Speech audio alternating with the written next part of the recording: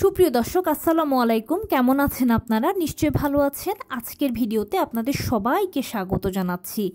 আজকে আমি আপনাদের সাথে খুব গুরুত্বপূর্ণ একটা টপিক নিয়ে আলোচনা করব, আর সেটা হচ্ছে কিভাবে আপনি নিজেই বুঝবেন যে ডেলিভারিটা হতে আর এক সপ্তাহ থেকে 10 দিন বাকি আছে।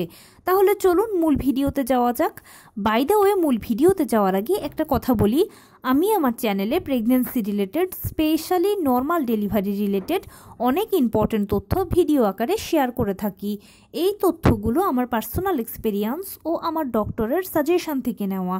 তাই আমার চ্যানেলটিকে যদি একবার আপনারা ভিজিট করেন, তাহলে আপনারা আপনাদের প্রশ্নাতীত মনের অনেক প্রশ্নের উত্তর পেয়ে যেতে পারেন। আমন্ত্রণ জানাবো আমার চ্যানেলটিকে একবার ভিজিট করে দেখার জন্য। এবারে চলুন মূল আলোচনায় যাওয়া যাক। আমি শুরুতেই বলেছি আজকে আলোচনা করব কিভাবে আপনি নিজেই খুব সহজে বুঝতে পারবেন যে আপনার ডেলিভারি হতে আর এক সপ্তাহ থেকে সর্বোচ্চ 10 দিন বাকি আছে। দেখুন, আমরা সবাই জানি যে নর্মাল ডেলিভারি সিজারের তুলনায় খুব ভালো, কারণ সিজার হচ্ছে একটা ছোটোখাটো অপারেশনের আগে পরে বিভিন্ন ধরনের ঝুঁকি থাকে, বিভিন্ন ধরনের সাইড ইফেক্টস থাকে, কিন্তু নর্মাল ডেলিভারি এর সব কিছু থেকে সেফ ও সিকিওরড। সেজন্য আমরা সবাই সব কিছু জেনে বুঝে নর্মাল ডেলিভারিকে পছন্দ করি। সন্তান জন্মদানের ক্ষেত্রে আমাদের অন্যতম পছন্দের পদ্ধতি হচ্ছে নর্মাল ডেলিভারি। এখন নর্মাল ডেলিভারিটা একটা প্রাকৃতিক পদ্ধতি। কার কখন কোন দিন কোন সময় ডেলিভারি হবে সেটা কেউ বলতে পারে না, যেটা সিজারের ক্ষেত্রে হয় না। সিজারটা প্রিপ্ল্যান, যেখানে ডাক্তার আপনাকে আগেই বলে দেবে যে অমুক দিনের অমুক তারিখে অমুক সময় সিজার হবে, সে মতে করানো গেল। তাই নর্মাল ডেলিভারির ক্ষেত্রে একটু টেনশন হয় যে কখন ডেলিভারি হবে, আর কতদিন অপেক্ষা করতে হবে, কত সময় লাগবে। বিশেষ করে নতুন মায়েদের এগুলো নিয়ে টেনশনটা বেশি কাজ করে। কিন্তু যেহেতু এটা একটা প্রাকৃতিক পদ্ধতি, তাই বডি আপনাকে কিছু সাইন দেবে। এই সাইনগুলো যদি আপনি ধরতে পারেন, তাহলে নিজেই বুঝতে পারবেন যে ডেলিভারি হতে আপনার আর অল্প কিছুদিন, মানে এক সপ্তাহ থেকে 10 দিন বাকি আছে। তো সেই লক্ষণগুলোর মধ্যে প্রথমেই হচ্ছে ঘন ঘন ফলস পেইন হওয়া। নর্মাল ডেলিভারির আগে ঘন ঘন ফলস পেইন হয়। ফলস পেইনটা হচ্ছে কোমরের দিক থেকে শুরু হয়ে তলপেটের কাছে এসে পায়ের নিচ দিয়ে চলে যাবে। খুবই অল্প সময়ের জন্য এটা থাকবে আপনার। দ্বিতীয় যে লক্ষণটা দেখতে পাবেন সেটা হচ্ছে ঘন ঘন পেট শক্ত হওয়া। দেখবেন যে আপনার পেট ঘন ঘন শক্ত হচ্ছে, আবার কয়েক সেকেন্ড পরে নিজেই ছেড়ে দিচ্ছে। এটা হচ্ছে আরেকটা ইম্পর্ট্যান্ট লক্ষণ। তবে এখানে একটা সতর্কতা আছে, 24 ঘন্টার মধ্যে যদি আপনার একবার দুবার তিনবার এরকম পেট শক্ত হয়, তাহলে এটা স্বাভাবিক, কোনো টেনশন নেই। এটা নর্মাল ডেলিভারিকে সরাসরি ইঙ্গিত করছে। কিন্তু যদি 24 ঘন্টার মধ্যে 8 বার, 10 বার, 12 বার, 15 বারও হয়, তাহলে কিন্তু এটা হচ্ছে অস্বাভাবিক। তখন আপনাকে অতি দ্রুত ডাক্তারের সাথে যোগাযোগ করতে হবে, চেক আপ করে দেখতে হবে কেন এত ঘন ঘন হচ্ছে। তৃতীয় যে লক্ষণটা বলবো সেটা হচ্ছে ঘন ঘন প্রস্রাবের চাপ অনুভব করা। আপনি র্যান্ডম প্রস্রাবের চাপ অনুভব করতে থাকবেন। যখন বাথরুমে যাচ্ছেন তখন হয়তো 2-1 ফোঁটা প্রস্রাব হচ্ছে, অথবা হচ্ছেই না, কিন্তু একটা চাপ র্যান্ডম আপনি তলপেটে অনুভব করবেন।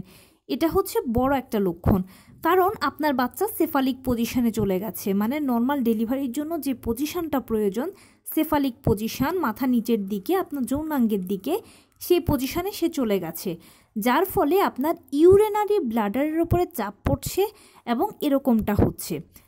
আরেকটা ইম্পর্টেন্ট হচ্ছে চাপ অনুভব করা। আপনি জরায়ুর দিকে, যৌনাঙ্গের দিকে প্রচুর চাপ অনুভব করবেন। আপনার মনে হবে যে বাচ্চা বুঝি জরায়ু ছিঁড়ে বেরিয়ে যাচ্ছে। আপনি বসছেন, আপনার কষ্ট হচ্ছে বসতে, মনে হচ্ছে বাচ্চার উপরে বসেছেন।